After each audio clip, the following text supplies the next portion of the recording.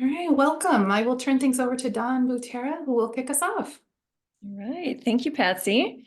Good morning. My name is Dawn Butera, and I am joined with Erica Rice from Workforce Development. We have hopefully bringing some insight into co-enrollments today and collaboration, really getting to know what the workforce is and how we can really benefit in using that for our adult learners at adult education. So looking at the whole student today is really what our focus is. Our intent with the presentation is that our participants come away from this presentation with resources, ideas, and opportunities, and using all of those things to serve through education, training, and employment. So like I just said, and Patsy said, my name is Dawn Butera. I am now with Faribault Education Center, instructor with adult education, the Bridges to Healthcare, CNA prep with first year experience. Prior to this position, I was with Workforce Development and Bridges to Healthcare program, Austin, Albert Lea, Owatonna, Faribault area. Eric and I just did a little quote of why we do the work we do. And one of my favorite quotes is from Lila Watson. And it is, if you've come here to help me, you are wasting your time. But if you've come here because your liberation is bound with mine, then let us work together. And that is really what drives me to do the work that I do with the students that I am so privileged to work with every day. And I will let Erica here just go ahead and introduce herself.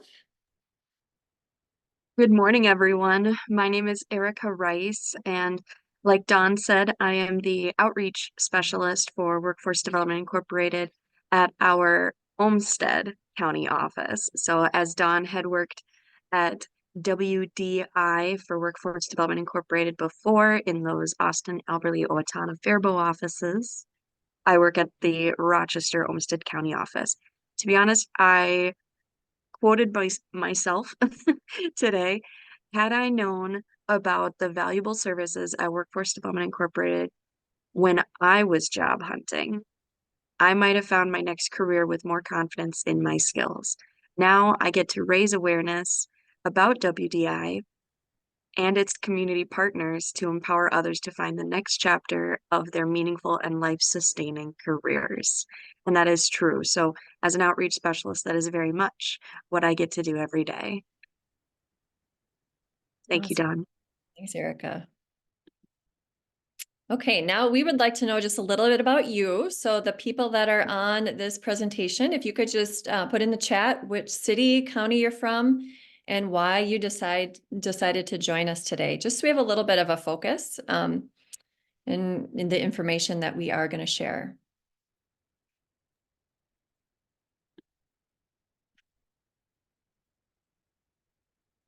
This is Erica speaking. I'm watching the chat, so we are ready to see your submissions. Edric is from St. Paul, Minnesota. Welcome. Leah from Hub Center, Carly. Ooh, now everyone in together. Thank you.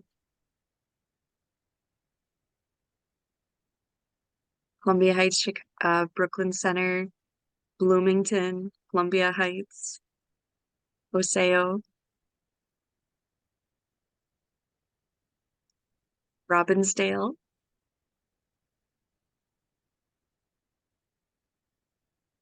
Thief River Falls. I'm going through. So, Dawn, it sounds like we have a group here from all over Minnesota. Yes. All right. I see Pine and Chicago County. I think that's Jamie. Jamie, can you clarify whether that is in the state of Minnesota or in Illinois? You need to know.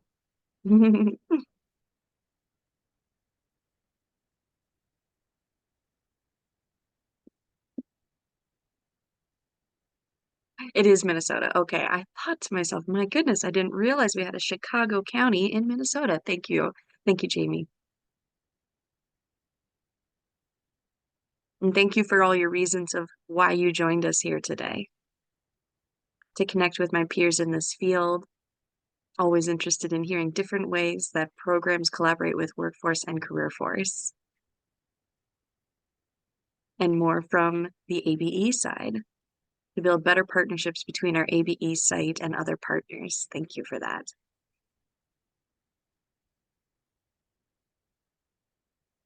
Great. Have we heard from pretty much everybody? Has it slowed down?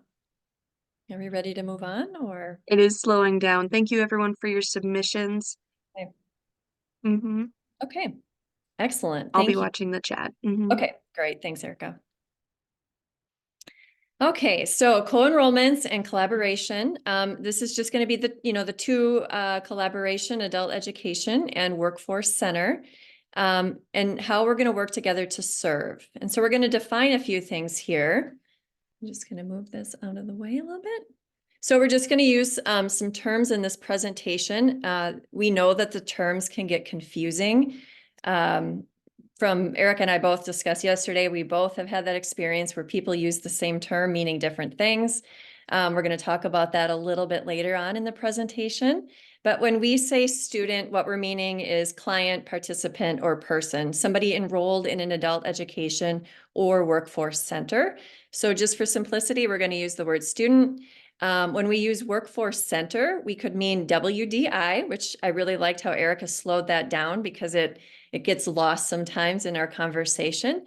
And what that stands for is Workforce Development Incorporated.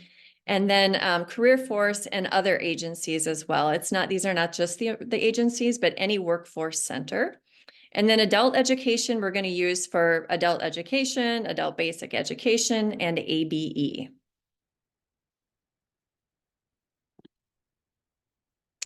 All right, our why for the presentation. Students come to us for two reasons. They come for education and they come for employment. The reasons, these things are not separate, right? They're very deeply connected. So they shouldn't be going just to one particular organization to get help and not the other. But students, for the most part, really need both. And so we really want to look at how we can support each other in serving these students holistically, giving them an approach to education and to employment. This not only serves our collective population of students better, but it serves our community and our employer partners as well. Employees that have that education and employment training come better prepared for the job and to serve in the community. Erica, did you want to add anything to that? You did great, Dawn. Thank you.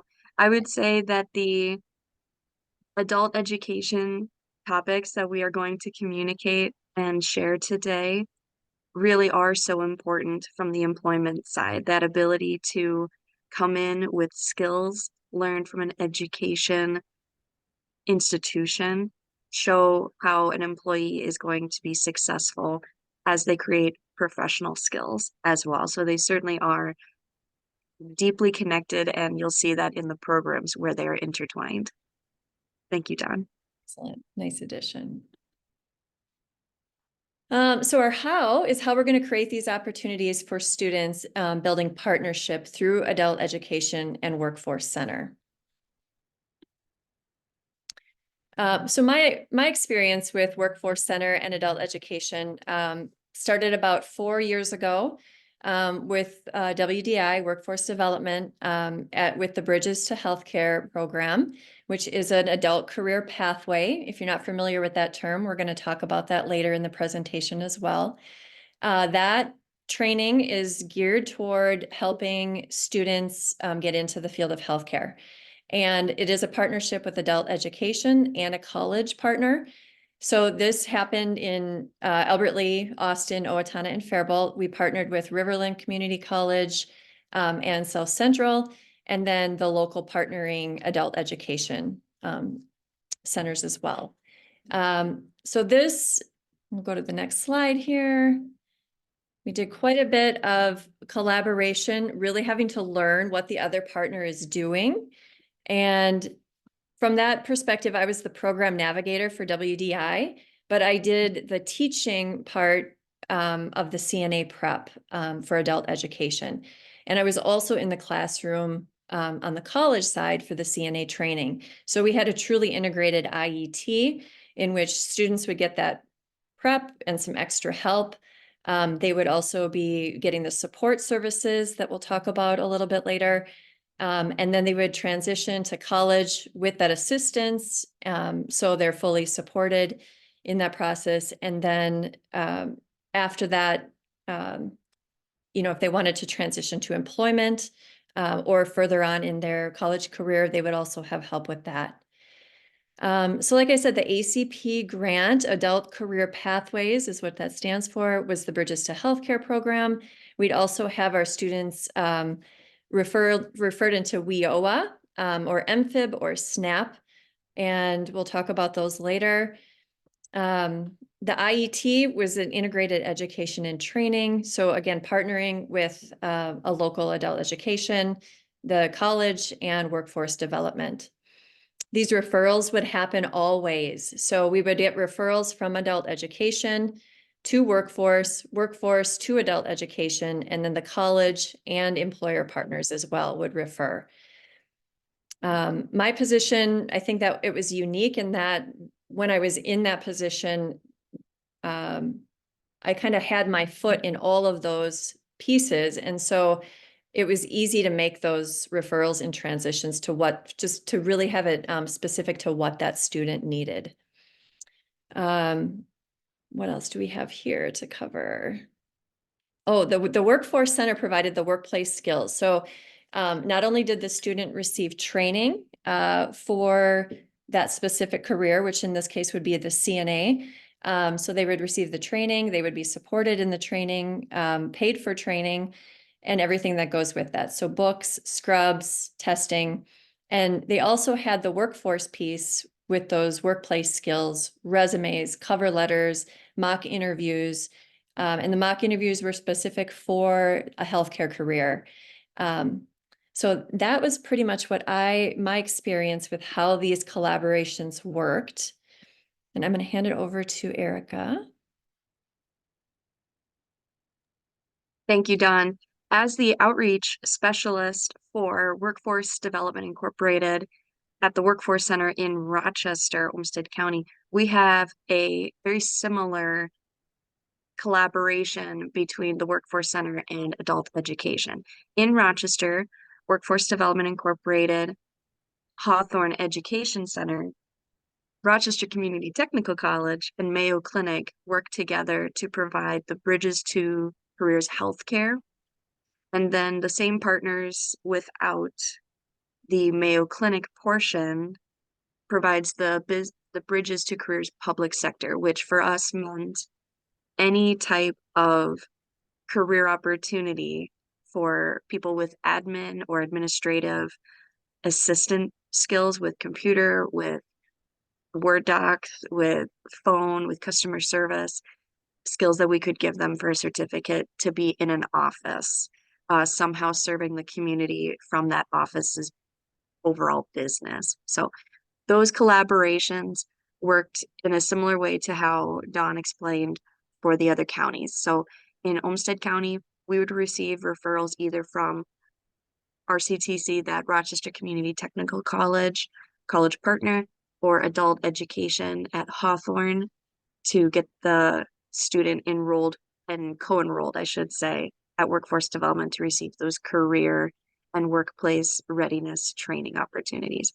The adult education would receive referrals for us for anyone who needed career services but hadn't completed their GED high school diploma, or they struggled with computer skills to complete their own applications and write their resume. Or if they had English as a second language, Hawthorne Education received our referrals for those individuals to gain proficiency in English language, both for reading and writing, as well as speech and listening, so that they can be successful in the workplace across different industries. So then RCTC, the college that would host the higher levels of those degrees, like say from CNA to registered nurse, they would be offering the same support, three-way collaboration for those advanced courses. They would sometimes send referrals to adult education or to the Workforce Center for anyone who needed those prerequisite qualifications and courses done. So in the end, Workforce Center would also provide connection to employers in the area for graduated students and help them with any job search and resume services along the way. So it was very much a collaborative effort for each individual going through. They would receive support constantly from each partner. Thank you, Dawn. Excellent, thank you. So our focus here, we think of it as adult learners are juggling many balls, right? School, work, family, other responsibilities, and sometimes while balancing on one leg. So our example was like doing all of this while trying to learn English or living in a new country.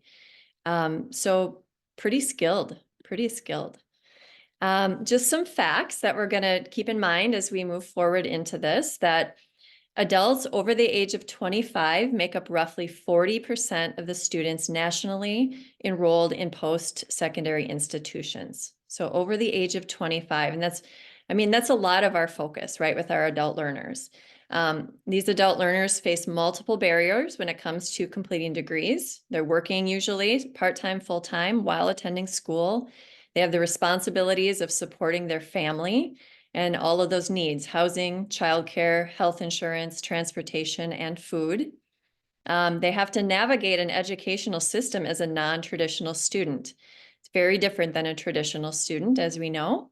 And then the possibility of learning a new language and living in a new country while trying to do all of this.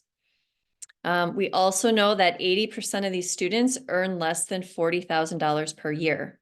So this is a really good indicator for us to, when we talk about these co-enrollments and the eligibility for an adult career pathway or WIOA, and the financial requirements for those programs to really help these particular group of students be successful.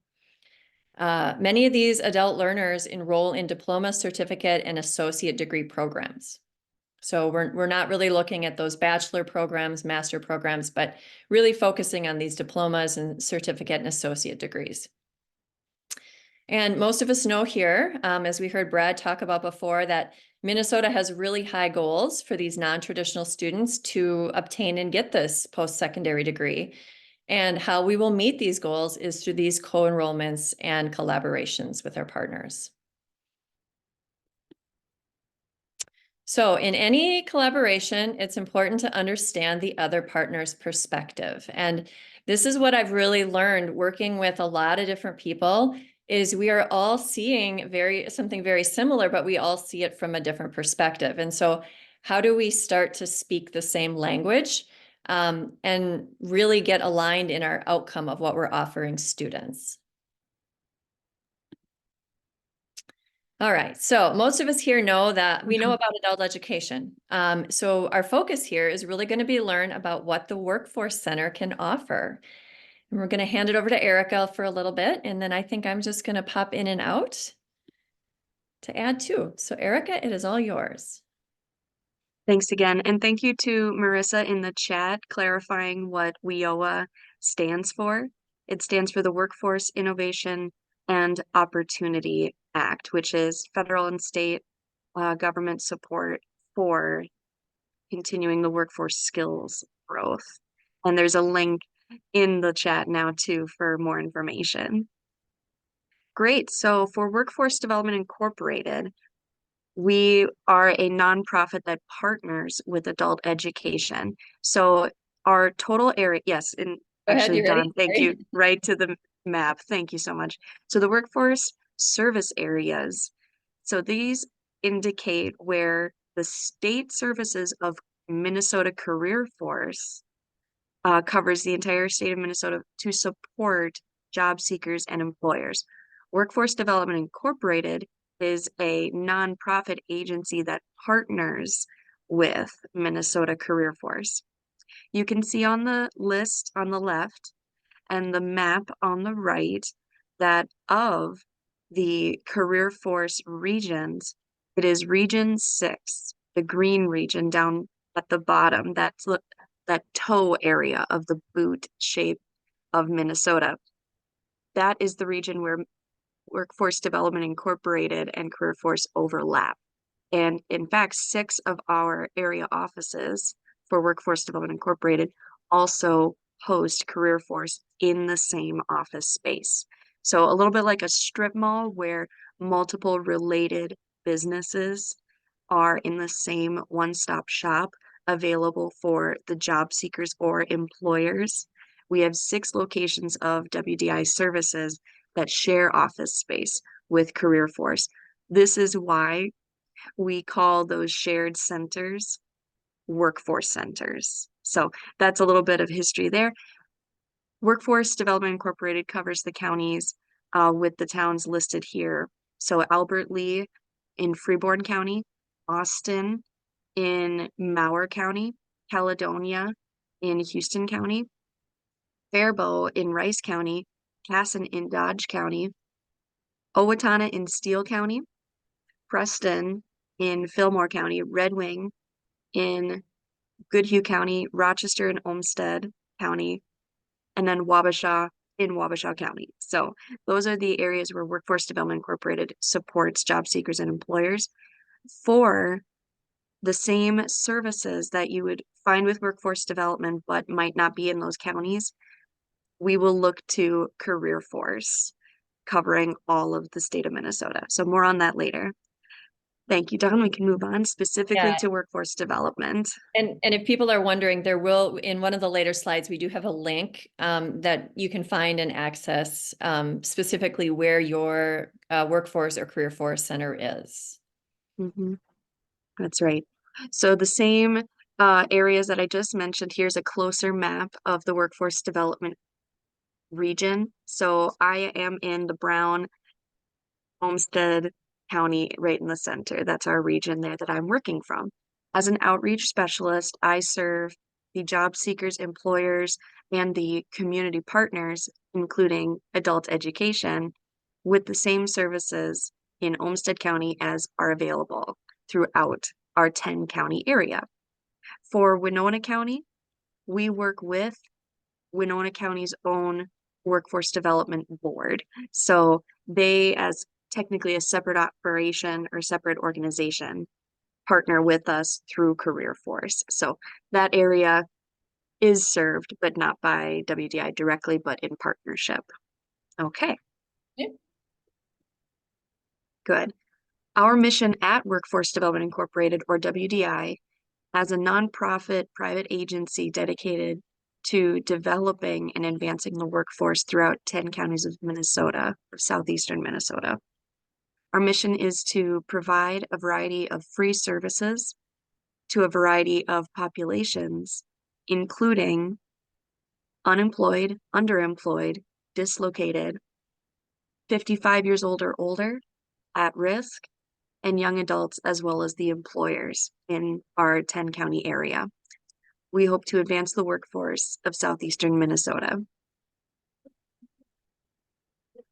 Our vision to do that is to develop and advance the workforce is to be a champion for the workers, a convening agent, bringing partners together to solve workforce problems, be a change agent to promote and facilitate innovation and creative solutions, and the agency accountable to the individuals, the businesses, and the communities we serve, providing measurable changes.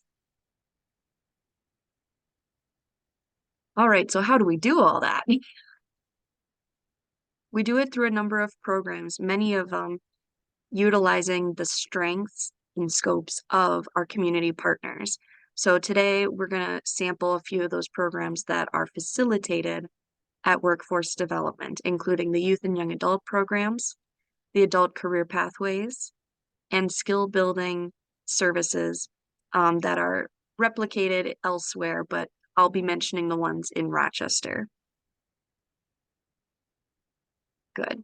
So for our youth and young adult program, we utilize state and federal funding to support high school youth to complete their high school or equivalent coursework and align skills and interests with meaningful employment. So eligibility for youth and young adult would be ages 14 to 24. Really, we can serve anyone who is a U.S. citizen or legally entitled to work in the United States and is a resident of Minnesota from the time of their 14th birthday all the way till their 25th birthday. So long as we can enroll them before their 25th birthday, we can continue to serve them with their education and employment goals until they reach those goals, even if it's after their 25th birthday while they're still working on it, so long as we can enroll them and co-enroll them for any of our partners' help, then we can continue to serve them until they reach their goals. Thank you, Don. Good. So one of the ways we serve the workforce of the 14 to 24-year-olds would be with our paid work experience. This is a big draw for young adults to come to workforce development, is a paid work experience where they're placed in a real job as an intern to that company while their wages and their workers' comp insurance is paid by Workforce Development Incorporated through the grants. It allows us to use a real job as a training opportunity. So it's a skills building opportunity facilitated and partnered with a real employer company. We look for youth and young adult in our community to serve, and eligibility really revolves around some sort of disadvantage that is measurable or documentable. This might be a documented disability. This might be a skills deficiency that they identify in an assessment we run with them. And there's other examples. What we offer includes one-on-one coaching with the career planners to explore different jobs that they might be interested in someday and what the skills or work experiences they can do now to successfully reach their goals. We also offer scholarships to complete education, whether it's post-high school certifications or post-high school degrees like associate or bachelor's degree. So more on that for those who are interested. We provide support services as well to make sure that they can successfully get to the job application or the work experience or the training that they're trying to accomplish. There's multiple ways we can do that. And then, like I said, the paid work experience. I'm going to check our chat. I see Brandy giving a shout out for the work experience, sometimes shortened to WEX for WEX. That's the paid work experience. So thank you. She's had experience with us before, and it has even led to full-time employment, and that's certainly true. Great. Thank you, Don. Okay. Good. Then there are some adult services that we offer, and many of these do come from state and federal funding, sometimes from private business grants that we apply for and are awarded. Most of these are only possible through the partnerships we have with adult education providers or with employers in the community who are looking to support the workforce in these ways. So here's some samples. We have RETAIN, which stands for Retaining Employment and Talent After Injury Network. That is a program that allows us to put adult employees into the workforce, even if it's a different job or a different industry, after they've encountered an injury, physical or mental, work or non-work related. So say someone fell off their bike on the weekend and they cannot work a standing job at a manufacturing plant.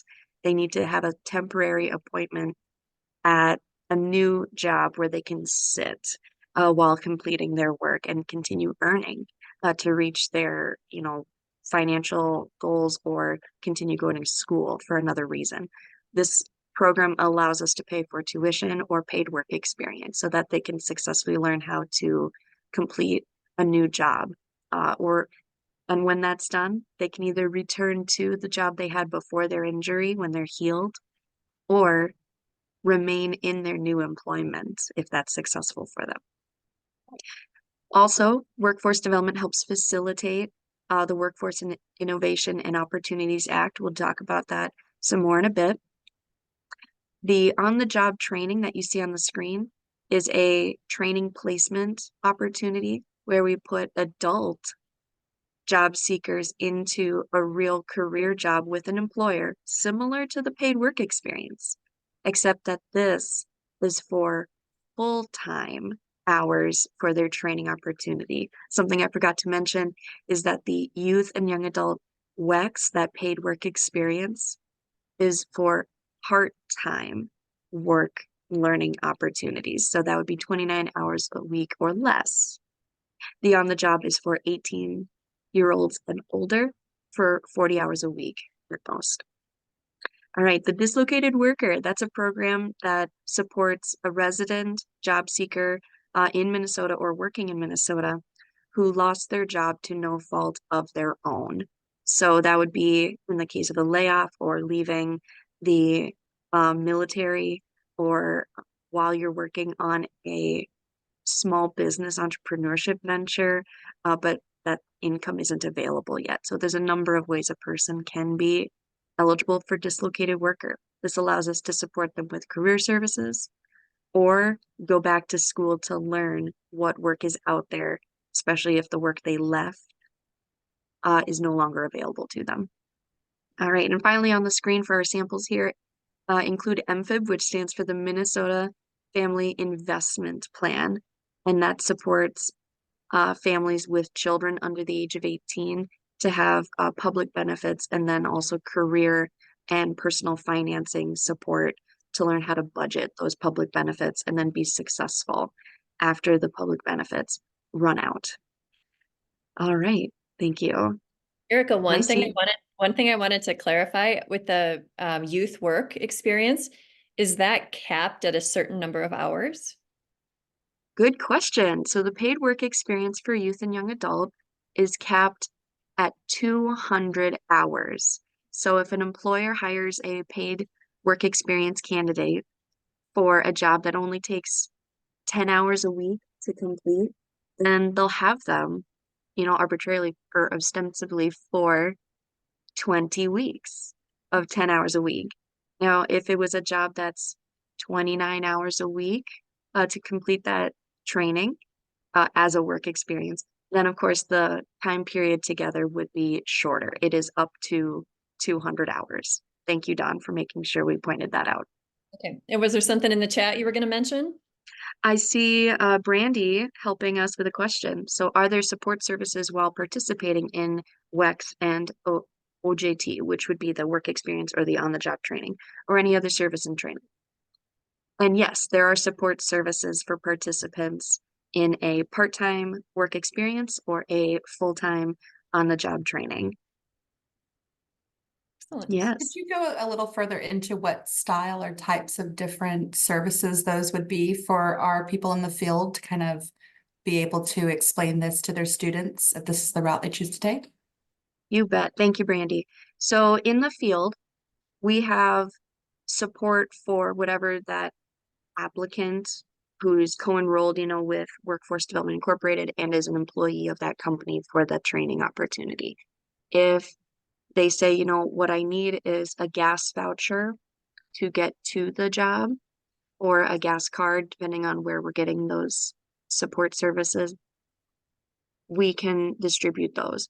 But if it's a matter of, I need a payment on my car insurance, or I need supplies for my work, like say it's a construction company or a manufacturing where like the hard hat has to be purchased by the employee, or work boots, steel-toed safety work boots has to be purchased by the employee. Those are supplies that we can cover in the support service. So it just depends on what the applicant is looking for. Now, I should clarify, support services are available in the grants for individuals who are enrolled in these programs. So we don't have gas cards to just distribute to the general public. They have to be an enrolled participant in a program. And we understand why. It's because the grants are meant to serve as many people as we can. And there's eligibility to receive those benefits, of course. So once we get a person that's eligible, we can do a lot to serve them to make sure they're successful to get to work or to get to that training. So, and it's really flexible case by case basis. I hope that helps. I see another chat of thank you from Brandy. Remember, the goal is to assist the student to retain work, retain the service, build the skills. That is certainly true. Support services are there for obstacles of work. That is definitely true. Workforce Development Incorporated, among all of our partners, is here to remove barriers for that successful career or skills growth. Thank you. And thank you, Brandy. Excellent. All right. So we have a little bit more information on the screen here for WIOA opportunities through Workforce. So you can see here how each of the partnerships we have support WIOA across regions and sectors. Now, sectors would be those industry changes. So in Northwest, that gray area, Northeast, Central, Metro, Southwest, and Southeast. Certainly, I am familiar with Southeast since that's where workforce development overlaps. The sectors we have for industry include construction and carpentry, healthcare, information technology, that would be programming or the manufacturing of technology. You can see there advanced manufacturing under public sector. Again, public sector would be any sort of for-profit, nonprofit, or government office that supports the community with their services. That can include education, that can include transportation, and that can include retail, on and on the list goes.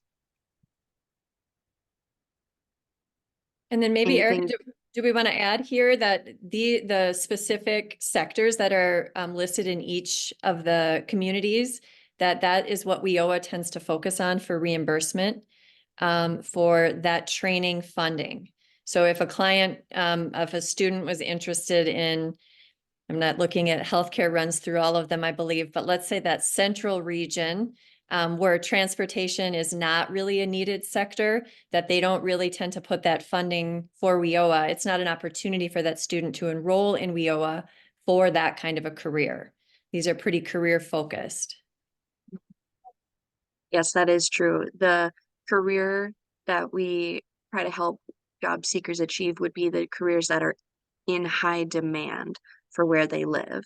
So one of the things that we experience in Southeast Minnesota is a demand for beautician services, cosmetic and hairstylists. However, across the state of Minnesota, we might not see the same.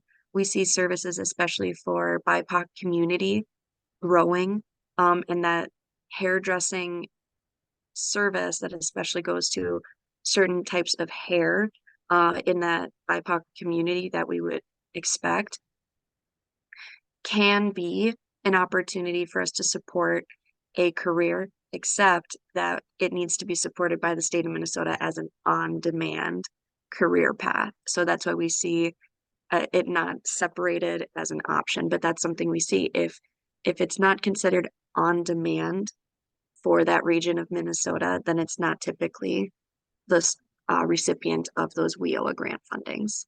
Thank you, Dawn, for pointing that out. It's a good clarification. Mhm. Any questions or anything in the chat on that?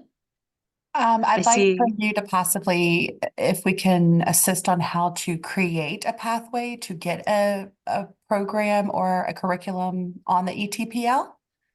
What is that process in looking to add a new service or a new curriculum pathway? That may be That's a good question. Yeah, that may be a conversation, which is a little bit deeper, maybe. And I don't know a whole lot about it, just a little bit. Erica, how about you? I don't know a lot about it myself, but I have encountered that among my coworkers at Workforce Development Incorporated. We've tried to serve job seekers who are really interested in providing a service where there is a need, but it's not a recognized need yet. So I know there is a process. I just haven't had a firsthand experience with it. But I do think that it's a important question, especially among people and organizations who care about filling needs. So I'm gonna take extra note of that and see where we can discover more information for that question. Thank you.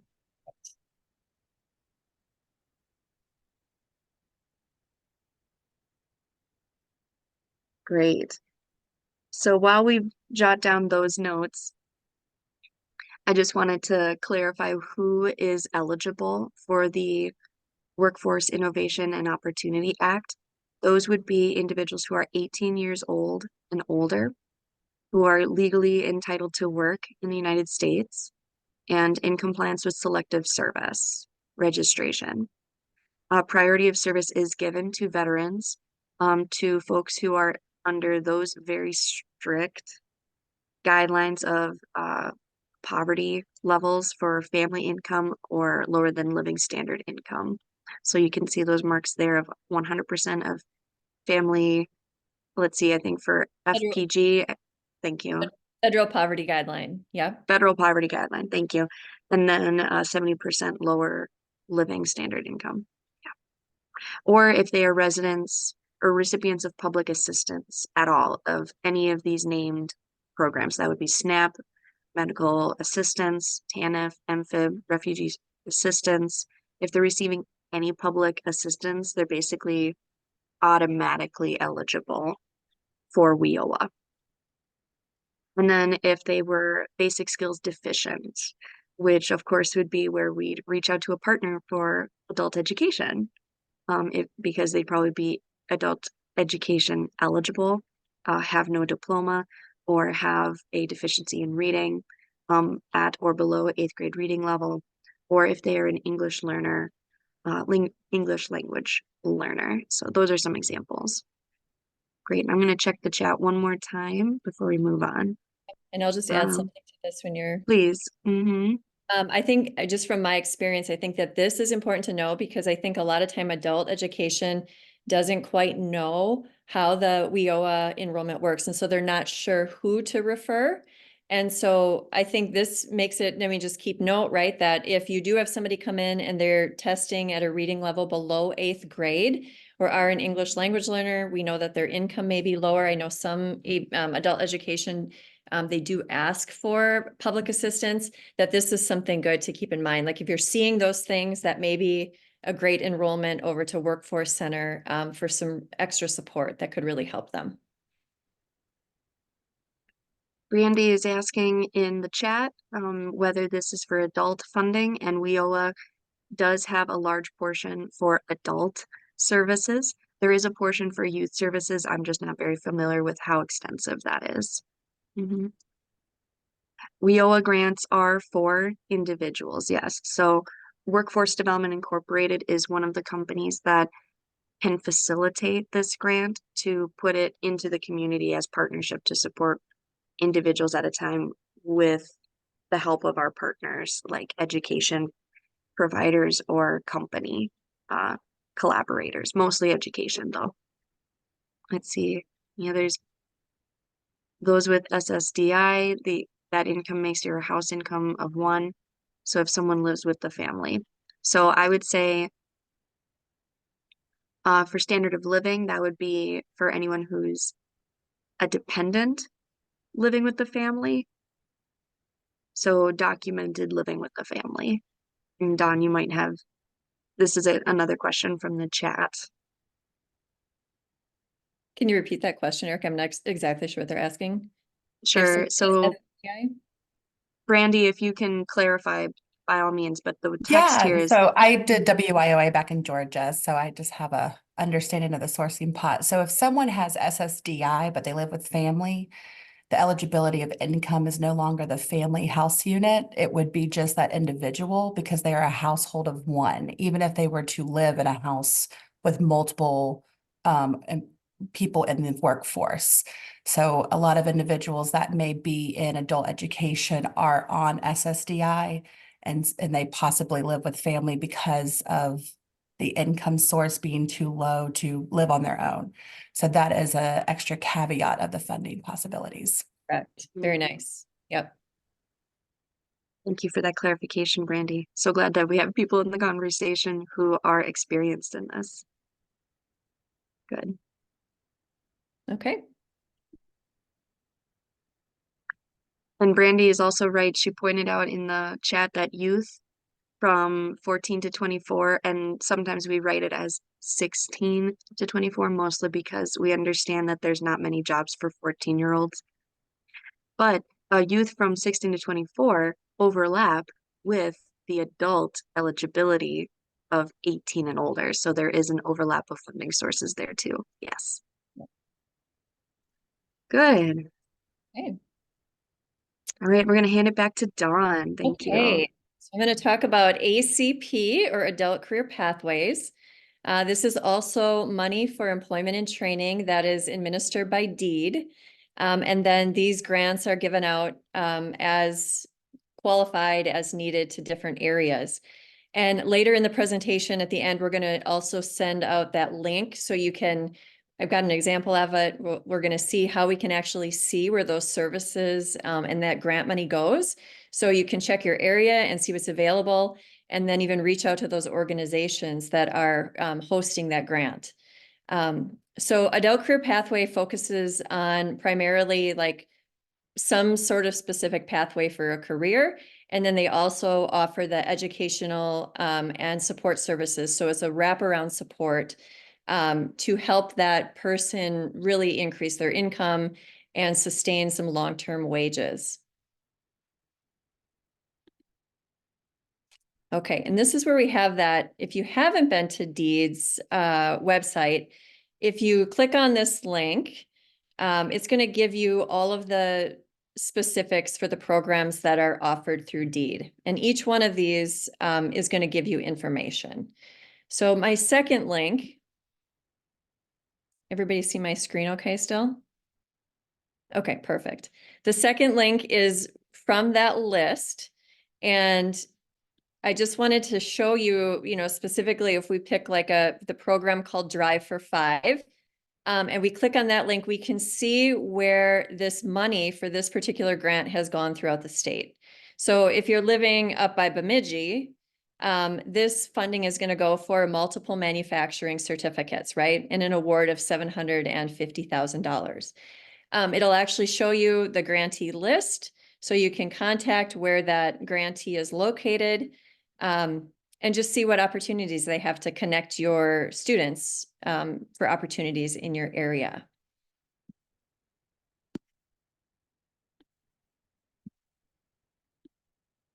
Okay, eligibility for ACP it's a lot more lenient than WIOA. The financial qualifications are not as strong. So this one is a 200% federal poverty guideline, and it's by self-attestation, which means they just have to disclose it. There's usually not, they don't need proof of income for this one. WIOA is proof of income. And this is going to be a little bit different for ACP programs for each one of those programs. They all have a little bit different requirement, but this is a pretty standard eligibility. So they have to be 18 years of age or older. They have to be entitled to work in the US. They have to be in compliance with selective service, eligible for adult education services, which means not enrolled in a K through 12 school. And then usually at or below 200% federal poverty guideline, and an individual of color. Okay, I'm going to hand it back over to Erica unless there's any questions. Okay. Great. So just a few more services about workforce development. The Rochester office continues to remove barriers for job seekers by making office availability, for the tech that they might need. We have a resource room at our Rochester office that allows them to access for free the printer, the scanner, the fax machine, computers, the phones, anything that could help them achieve, a job application goal or training goal, or just being able to keep up with job offers. So it's a warm, sheltered, secure place hosted by our office within the college building of the Rochester Community Technical College. So it's easy for job seekers to find us as well. We're on a bus route. We are near downtown where a number of other services, including some homeless day shelters or some family services providers are nearby. So just as a location and technology resource, we are right here providing those services. And this is consistent with all of our career force partnered locations. Okay, great. We keep a weekly job board, which is like a newsletter for local resources from community partners, as well as employers posting jobs from within the community for the job seeker participants who are in our programs or the general public, finding our resources so that they can see that relevant information. So we typically include free trainings or hiring events, healthcare resources, transportation resources, maybe support services for people of the refugee community or for people with children who are struggling to find childcare. Posts come to each of our 10 area offices and are posted directly into those communities weekly, and then also to our website, social media, and print copies given to each participant as they go through their meetings with the career planners. So for instance, I'm the one that receives any post from the community, which is free. So community partners who need that promotion and exposure to their events or resources don't have to pay a thing to get that information out to the job seekers in the community. Yeah. Thank you, And Darren. Erica, people can reach out and submit jobs to their outreach specialist if they have one, or career force, and then they can also get on a mailing list, right? And you can actually send them The same a weekly documentation. job board. Yes. Yeah. Yeah, exactly. So across southeastern Minnesota, there's an outreach specialist ready in your area to receive your job postings or your resource postings. The same with Career Force. They have those outlets of information for free as well. So depending on your area, when we look at the location list later, you'll be able to see who you are going to be contacting to put information into the community for free. And then you can certainly receive the publication to see how it looks for a reader. Great. This is a picture of our office in Rochester for the Olmsted office. Workforce Development Incorporated does share that space with Career Force, so that's why you see the blue sign out front in this picture showing the Career Force logo. So this Workforce Center, being with both organizations in one place, is a one-stop shop for any job seekers who need services from the state. We have partners from state services for the blind. We have job search. We have unemployment insurance representative. We have vocational rehabilitation. We have veteran services.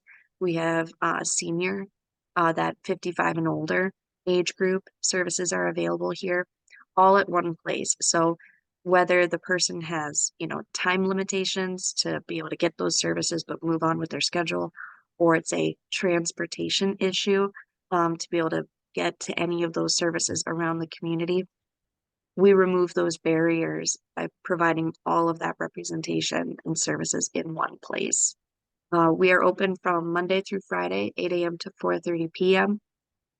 Career planners are constantly available to help walk-in job seekers or achieve, the same services through appointment. The outreach specialist, would be able to greet our employer or other organization partners coming into the office to learn more about the services, what brings people here, and then to have private hiring events right here at one of the workforce development offices is really important for those career seekers whose time or transportation is an issue. So a little bit about that. The free triage service allows us to see walk-in people who need, a question answered or a resume reviewed, practice interview skills, and access any of the information I've listed.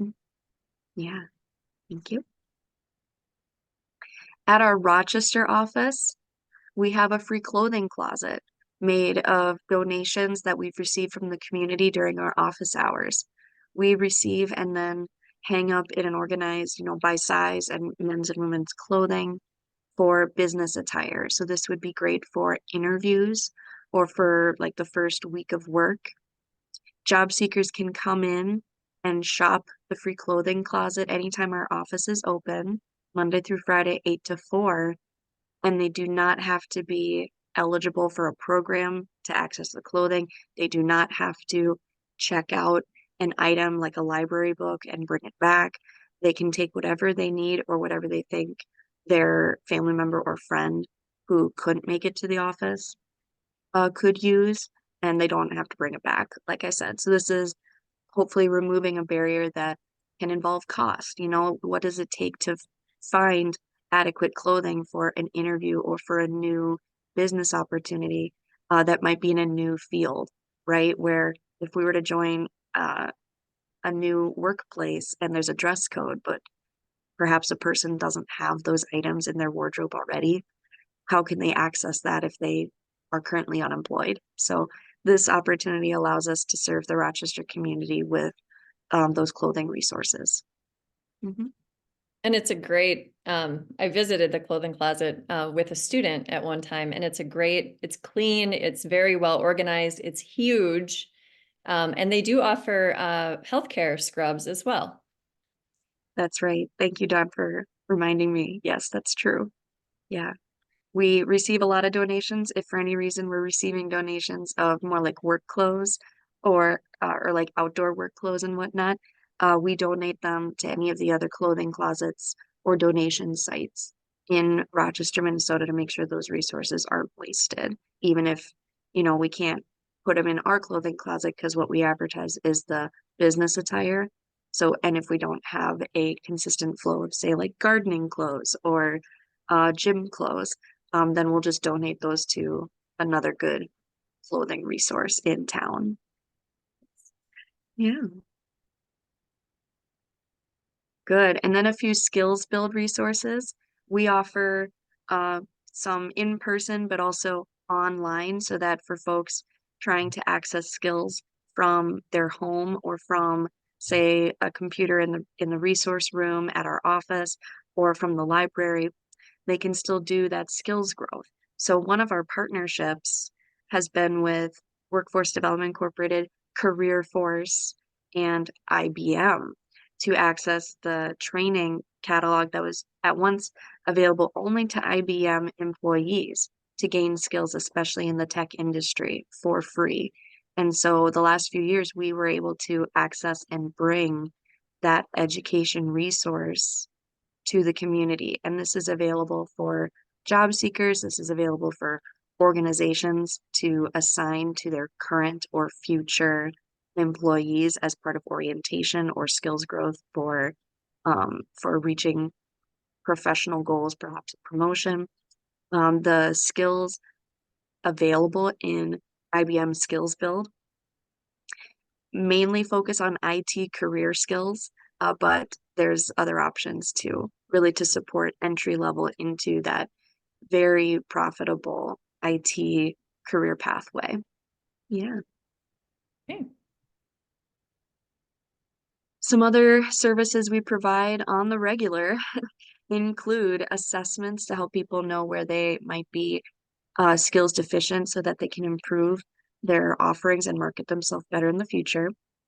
Career planning, skills training, job search guidance and resources, training preparation, education preparation, scholarships, and then any other area resource connections. So to community partners who provide services outside of our employment and education training resources, we look to our community partners for the scopes that they have, especially to support our job seekers with basic needs of housing, food, transportation, childcare, healthcare, you name it. Mm-hmm. Great. Good. Hey, back to me. So our slide, we're going to call it What's It All About? This is where we're really going to focus on why we're even talking about any of this, right?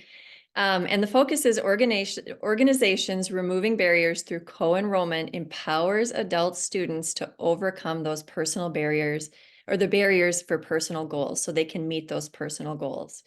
So how are these organizations removing barriers to empower adult students to achieve their goals? So I'm going to tell a little story here. I'm going to give a background. Names have been changed, but the story is true. Sarah is a single mom of 2 girls. She's 32 years old. She did not finish high school because she got pregnant with her first daughter. She's been out of school for 10 years and she doesn't feel she can do it. She doesn't feel like she's even going to be successful, honestly, if she goes back. She's working full-time for a group home as a DPS or direct service professional, making $16 an hour. The county tells her she makes too much to get SNAP, but she does receive medical assistance. Between childcare and other bills, she's financially challenged to make any changes to her situation. So it's kind of like in a catch-22. She doesn't even see how she could possibly do better if she wanted to. But she has this dream and she wants to be a nurse. So I met her and we started working options. She really wanted to take the CNA training. So she made that request. She said, I want to take CNA training. We determined she was eligible for the ACP, Adult Career Pathway, Bridges to Healthcare in this situation, and she was eligible for WIOA. So what that looks like is that first initial ACP co-enrollment, right, could help with the training to support her CNA certification. So she did the CNA prep, which is a class offered as an IET through adult education, and is to really prep those students who need a little bit of extra help getting through that CNA class because it's intense. So she did that. They paid for that. The ACP paid for her training. They paid for her scrubs. They paid for books. They paid for gas, any other support service for her to be successful. There was also 1 month. The CNA training is about 6 weeks, depending on where you take it and when. And that for that month, she had to really cut back on her hours at work. And so she requested some help for rent that month. And with the ACP funding, we were able to pay a 1 month rent for her so she could take that time off and really focus on school. After that, she went on to continue her prerequisites for LPN. And that is something that the college is called Advanced CNA. And so those are the prerequisites. This student in particular, she did TMA as well. And I think I have that later on, but trained medication aid. So an additional certification that actually gives her about a $2 bump in her pay rate after CNA. So working full-time as a CNA after she got that certification, working on those prereqs for LPN. And she applied to the LPN program, was accepted. And then that's where WIOA took over. And WIOA helped her with those, paying for those LPN classes. So that specific training. So all around, her training was covered, her support services were covered. One thing with ACP and WIOA is that they are required to do FAFSA. So they have to be eligible to apply for FAFSA. With the ACP funding, like for Bridges to Healthcare, we do not require them to take that financial aid, but they are required to apply. And with WIOA, they are required to take some of that, but WIOA does come in after the financial aid, and they do help support the rest of the training classes as well. Okay, so that was her request for help and her background, and here's where she's at today. So her results, she worked as being co-enrolled with Workforce in an ACP and a WIOA program. She was enrolled in adult education at the same time, and she was able to complete her GED. So she completed that GED, she got her CNA prep, she got her CNA training, she got her trained medication aid. She received some awesome job skills with resumes and interviewing, workplace readiness. And that was through Workforce. That was that partnership of Workforce. And then went on to start meeting those needs and those classes for her LPN requirement. Right now, she has just finished her first year. I think she's in finals week this week, finishing that first year of LPN.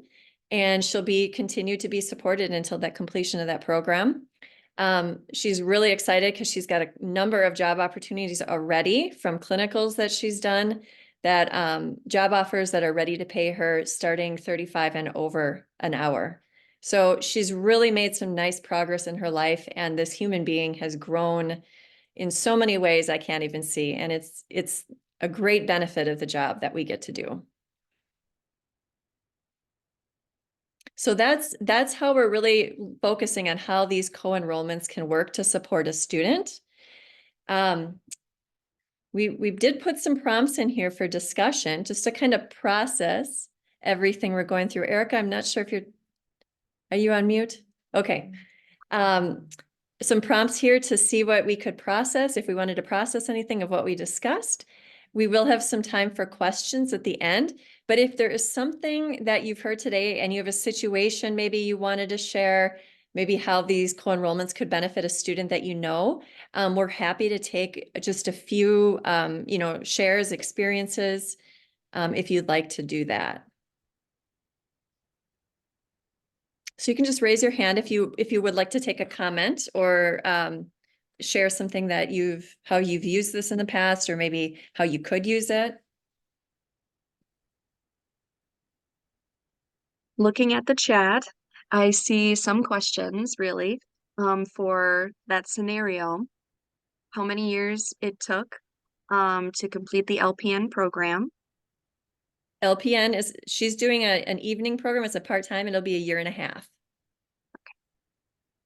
Some kudos for hearing success stories between students and ABE staff. And we have, could we clarify her co-enrollment situation? Was she enrolled in college and adult ed at the same time? Yes, she was. Okay. Yes. So this student example already had higher level of education, higher level reading and math skills, GED level. I believe, if I remember, and I don't always remember exactly, but I believe when she first tested, she was at a 6th grade level. Okay. And she was working on her GED, taking some other classes with adult education, while she was doing the CNA, and then continued on. Great.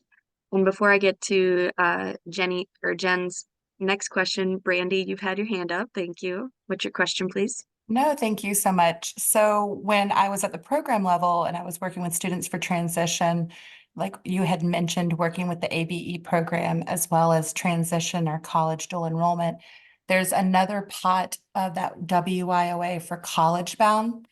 So if the student is able to be transferred to the college funding, they can continue on with WIOA funds if once they finish their GED, they leave the ABE program.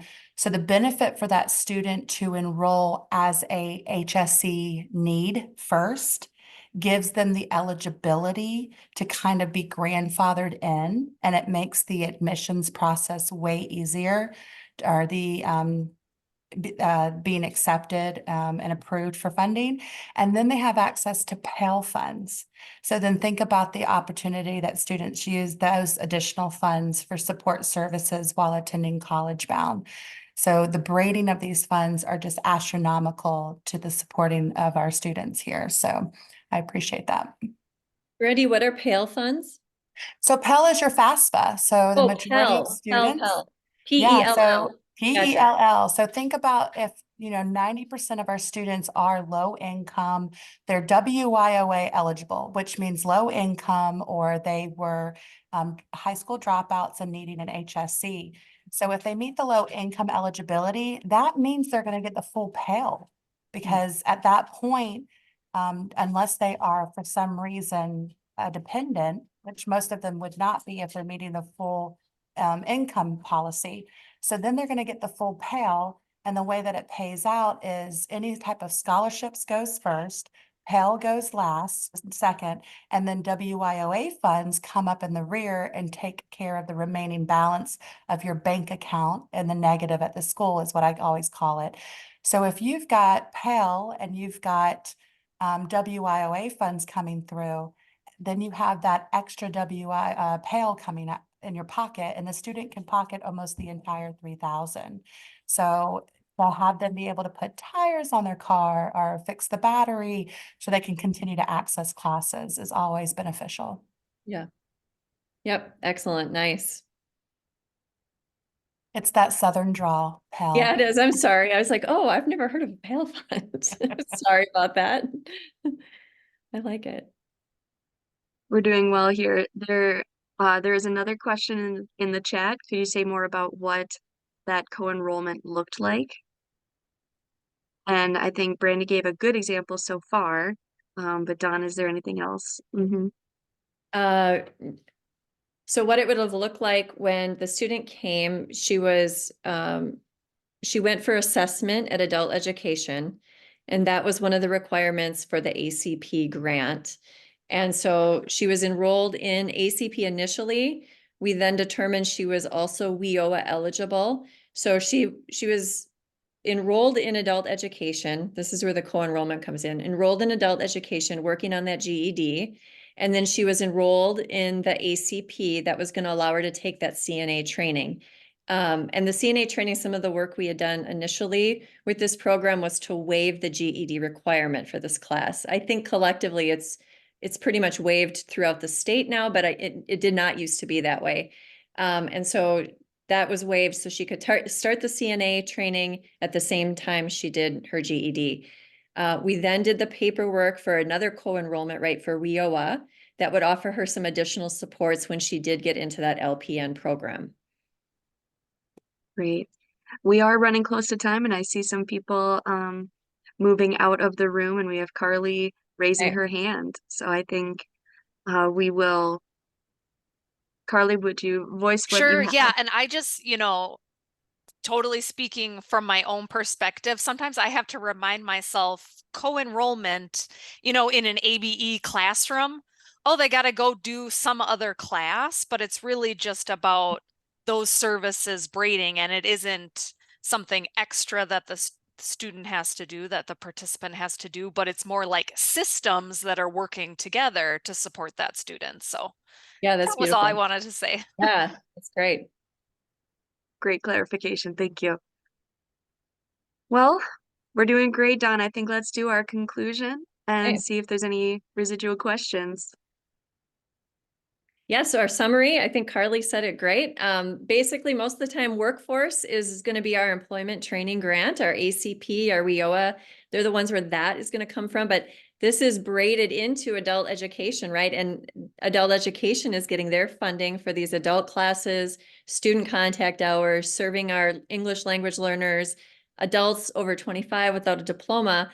But these things are not really separate. And I think that's when we talk about co-enrollments and this collaborative model, that we need both of these to holistically serve our students. It's not one or the other. It's really both. And we have to understand what the other one does, how they get paid, what are their requirements, to really help this student benefit.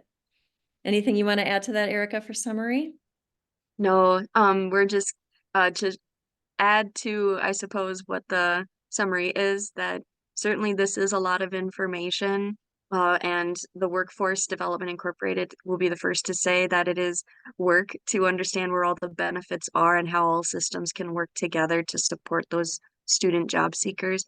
But certainly it just starts with finding who your workforce champion might be, whether that's from the state of Minnesota with Career Force. We put in the chat and also the links on the slide show that you can find the Career Force Center closest to you, especially if we are outside the southeastern Minnesota area. You'll be able to contact Career Force.